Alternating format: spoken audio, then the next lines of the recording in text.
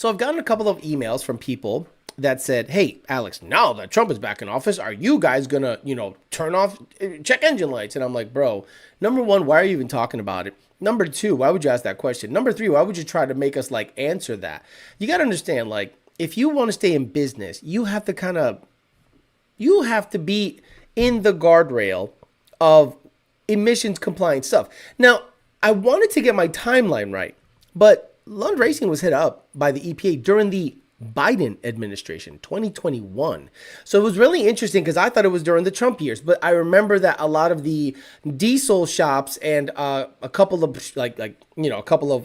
Ford OEM tuners were hit up during the Trump administration and late Obama. During late Obama and early Biden, that's when the most enforcement happened. During Trump, not so much. Business was rocking and rolling. So a lot of people are like, are we back? Now, truth be told, if you knew people, you can get your DPF deleted and get a tune on a brand new vehicle, and you're really not going to have problems. If you know people and they're willing to take the risk, anything is like, I love that people say like guns are illegal in England or UK, so they don't have guns over there. Boy, come on. You don't think they got the blicks over there because they're not legal? It's like telling people in the United States, like, you got to have a license. Actually, now they have constitutional carry, so that's kind of interesting. But they were to say criminals can't have guns here. They're criminals. Boy, shut the fuck up. Are you insane? So I don't think that Trump is going to go in hardcore like that. Low-hanging fruit is what he's doing with the illegal immigrants. That's low-hanging fruit. Nobody wants illegal immigration here with murderers and people committing crimes and all this crazy. Yeah, easy. That's easy. That's low-hanging fruit.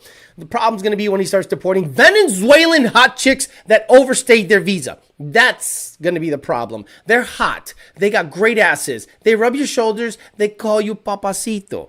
Okay, so that's going to be when guys are going to be like, bro, I brought her over on a visitor visa and she overstayed. That's my wife. And I'm like, no, that's not your wife.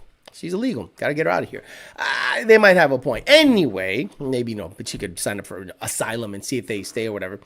But the motorsport stuff is interesting because, in my opinion, that affects, I think the right to repair stuff covers so much that I think that there's going to have to be like one big case that kicks everything off. I feel more for the farmer that can't access his John Deere combine, brand new combine, because a sensor is faulty, whereas his old combine can just plow through the shit just, on a carbureted setup and just, or direct, I don't know what the hell, a diesel, and just do the job. And they wanted to upgrade equipment, and then that upgraded equipment doesn't allow him to fix it himself. So I think once something like that pops off, where a right to repair situation becomes like boilerplate hot, people are then going to start going, okay, let's really have this conversation. And then we're going to revert back to, do you own your car? Like, do you own your car? And if you do own your car, then why can't you do anything you want to your car? I have a interesting perspective on, do you own a very modern vehicle? Do I own my Cadillac? Meaning, if I want to go ahead and put BTR, kill the dolphins, plug the blowhole, fuck the blue whale cam in it, can I? Yeah, I can. I can tune it myself. If I want to put headers in, I can tune it myself. Not a problem. And no one is going to come after me because it's available to be tuned. Now, on the newer Mustang and newer cars in general, where you don't have access to it, for the time being, until you have access to the computer, do you own your vehicle? So a lot of people are with the diesel stuff and they're maybe waiting around to see what happens. I wouldn't go deleting diesels now and advertise it. That's the big one. Okay.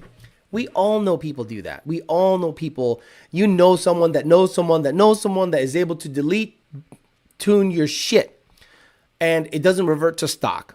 Okay, so there, and then this is the even funny thing, right?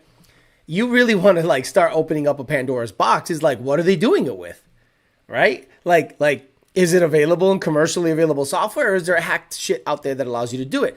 So, again, I'm not in the diesel world, so I don't fucks with it, so I can kind of really talk about it. But when it comes to the car stuff, we have to play in that sandbox. Whatever is indexed in whatever software we use, commercially available software, is the items we get to play with. Now, there are other things that are like, you have more access to, but at the end of the day, you kind of have to play within that sandbox. So we all know deleted diesels never left, but officially, is it now some kind of, I don't know, policy that, hey, you could do whatever you want with your truck? No, the environmentalists will have a field day with that. They'll have lawsuits up the ass. They'll have it in the courts forever. And then you won't be able to do shit with your car for many, many years. So I would err on the side of caution. Instead of getting all happy that things are going to pop off, I would definitely function as if Biden was still in office and it's still illegal to do such things.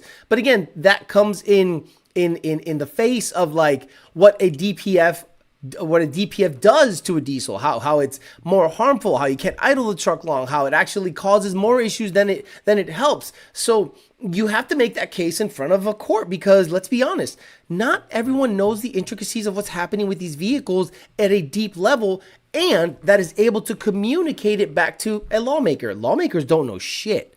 Lawmakers know whatever's in front of them. But when it comes to this specific example, I don't think there's anyone on our side, SEMA and PRI included, that are on our side. They'll say, well, you can't delete the diesel. Okay, why not? What if it's a farm vehicle? What if it's a non-road going vehicle? What if I just want to delete the diesel on a truck that is never going to be registered? It is on my farm, but I have a big acreage and I tow shit left and right. Again, don't think that because Trump is in there, all of a sudden you can start spewing black smoke all over the place. That's just not the case.